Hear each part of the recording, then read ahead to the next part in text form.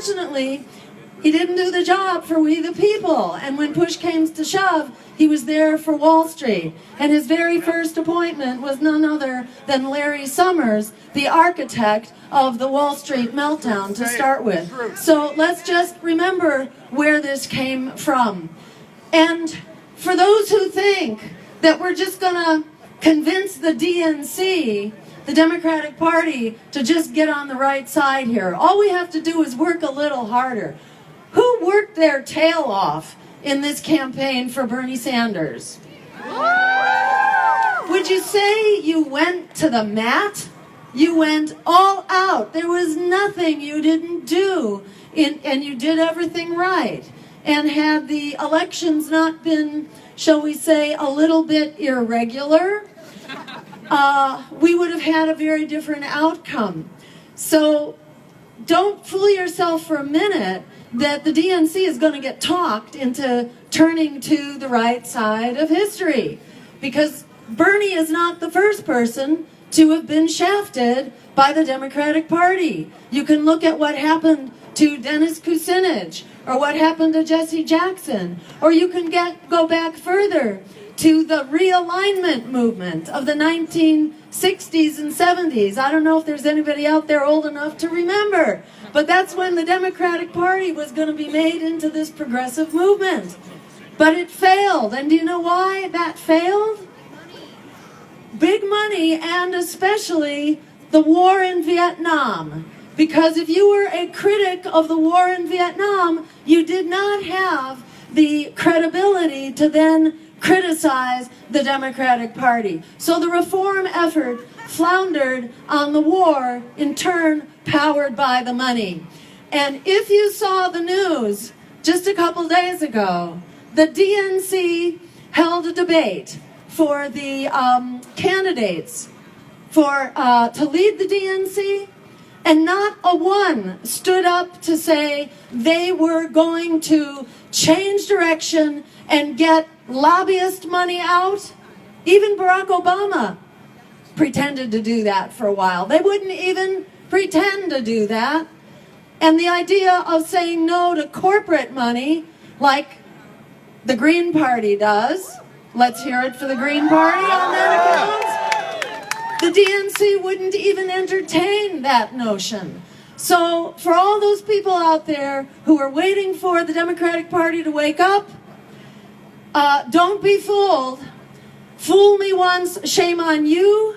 Fool me twice, shame on me. Fool me 1,000 times, really, really shame on me. We are out of time. That's right. We are out of time. It's time for us to stand up for the future that we deserve. It's time to stand up and own the power that we actually do have. And I want to encourage you right now, keep doing what you're doing. And can we please give a big shout out to Occupy Inauguration for this wonderful work, for standing up amidst this madness and not just knee-jerking to the idea, oh, Trump is bad, so therefore let's just go back to the Democrats, which is the message that's getting played out here on a lot of parts. We need to stand up. Thank you to Students Against Sweatshops, who really understand this as well. Thank you to Veterans for Peace, who's been leading the charge for us all. Thank you for your sacrifice, your double sacrifice and service. Tomorrow, as you know, we will be doing an Inaugurate the Resistance Day of Programming on the Green News Network, which you can watch from 10 till 5 o'clock. And that is at Dr. Jill Stein, and that's DR No Period, our Facebook page. And we'll be featuring activists and community members from across the movements talking about sharing inspiration and resistance, and how do we work on our issues, how do we work together. It's been incredibly inspiring watching this forum come together. So I urge you to watch it, or you can watch it in replay up on our Facebook page. It will be broadcast by several media outlets as well. And is it tonight or tomorrow night? Tomorrow night. Tomorrow night at 5:30. at Alana's temple, do I have that right? Alma's temple at 1315 K Street, that's K Street and 14th. There will be a forum with Chris Hedges and Shama Sawant and Chase Iron Eyes from the Standing Rock, and myself, again, sharing with you inspiration and vision, and reaffirming that, in fact, we do have the power. We, the people, are rising up. We have never faced such a mockery of democracy as this president and his cabinet represents, but we have never faced such an incredibly embattled president at the outset, entering office with an approval rating of 35%, a record-setting rate of disapproval. At the same time that he's offending world leaders and national leaders and virtually everyone, and his cabinet members lay bare to so many Trump supporters who thought they were getting a populist president. No, this is actually the billionaires' president, the president for the bigots and the billionaires and the blowhards. His cabinet represents some, $11 billion among the cabinet members alone. In a world where 8 billionaires now have the wealth and resources of half of humanity, we do not want to be a government of, by, and for the billionaires. The lobbyists already have too much power. Donald Trump is making lobbyists unnecessary. He's putting the corporations in charge of our government, in charge of our public resources, our schools, our climate. We say, we do not consent, not my president. We do not consent, not my president. One more. We do not consent, not my president. Thank you all so much. Keep fighting. We are democracy in the future. Thank you. Revolutionary. I think it's important that we actually give ourselves permission to say it, so I'm going to say it again. My name is David Cobb. I am a straight-up revolutionary. I'm a revolutionary because I know we cannot modify a white supremacist capitalist system. I'm a revolutionary because I know we have to restructure this society. I'm a revolutionary because I know that if we do not get a handle on the social, political, and economic institutions, they are going to destroy the planet that we depend upon for life itself. How am I doing? And for the FBI agents and the CIA folk in the crowd, I am a non-violent revolutionary. And I am saying that for two reasons. Number one, because as a matter of practical tactics, I don't think that we can win a violent revolution today. Those days are past. Even if you wanted to do it, it's impossible because the state has such a means of surveillance, such a means of raw, naked power that it simply does not work anymore. But I'm also going to go a little deeper and tell you I am a nonviolent revolutionary because my mama raised me that way. Because my mama taught me that if you want to live in a peaceful world, you got to act peacefully. If you want to end in a peaceful place, you got to conduct yourself that way. You see, that means can never justify the ends because the means are the ends in the making. See, I want to live in a peaceful, just, democratic, and ecologically sustainable society. How about you? We are a movement that is growing, and I want to invite each and every one of you sincerely to please consider joining the Green Party. Join the Green Party at the local level, at the state level, at the national level. Join the Green Party because we aspire to be the electoral arm for the growing movements for peace, justice, democracy, and ecology in this country. See, we aspire to that. But we can't really be that for real unless you, people in the movement, join it and make it happen. And for those folks who are still trying to make the Democratic Party work, I have love and even patience for you, but I also have some bad news.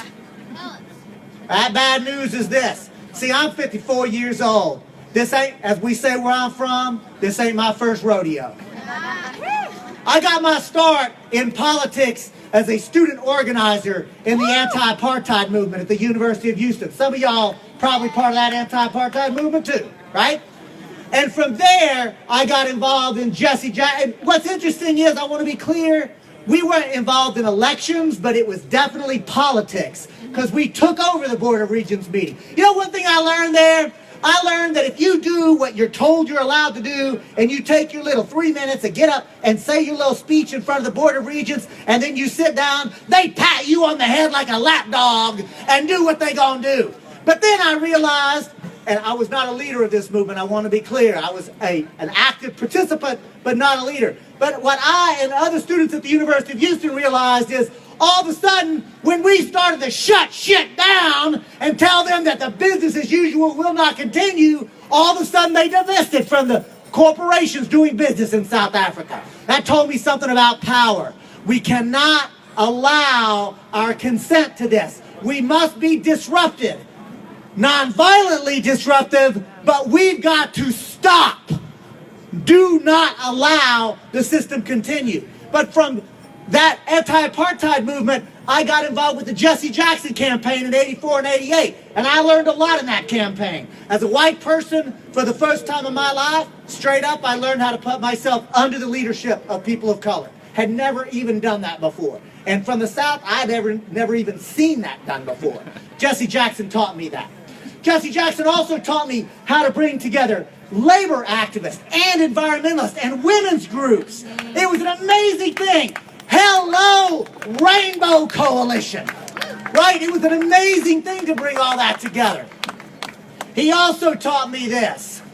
The Democratic Party's presidential primary is where progressive politics goes to die.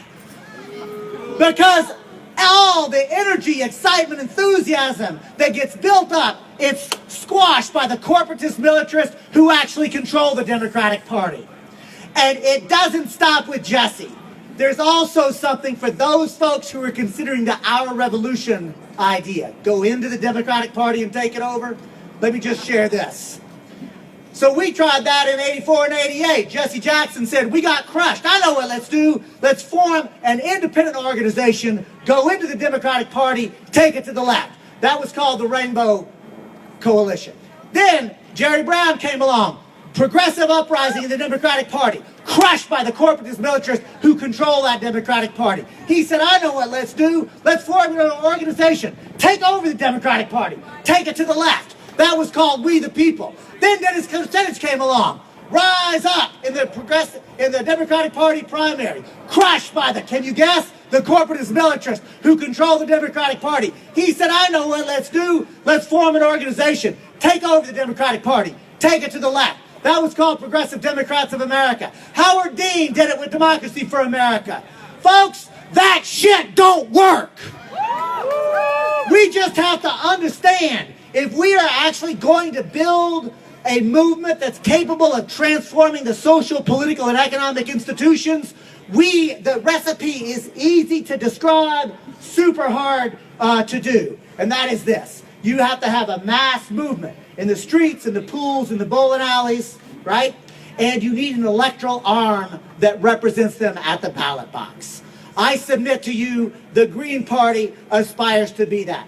I am going to invite each and every one. How many people are in the Green Party right now? Be straight up. All right, Green Party in the house. Those of you who didn't raise your hands, we're not mad at you, but we're getting impatient with you. So we're going to invite you right now. www.gp.org. Join the Green Party. Register in the Green Party, because when you register green, you're voting for peace every day.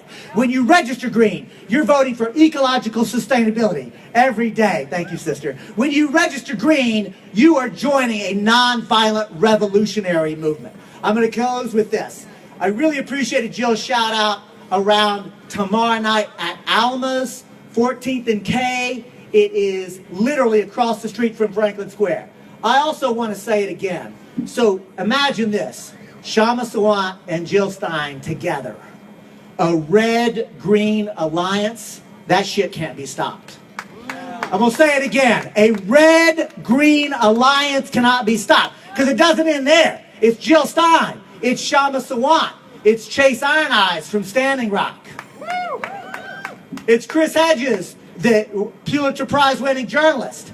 And Tim Canova, who challenged Debbie Wasserman Schultz. And I know we'll hear from Tim in a little bit, but I'm going to say this. Tim, when you join the Green Party, and you will, I promise I will not say I told you so. When Tim Canova and others join the Green Party, I will welcome them. Thank you so much. Peace.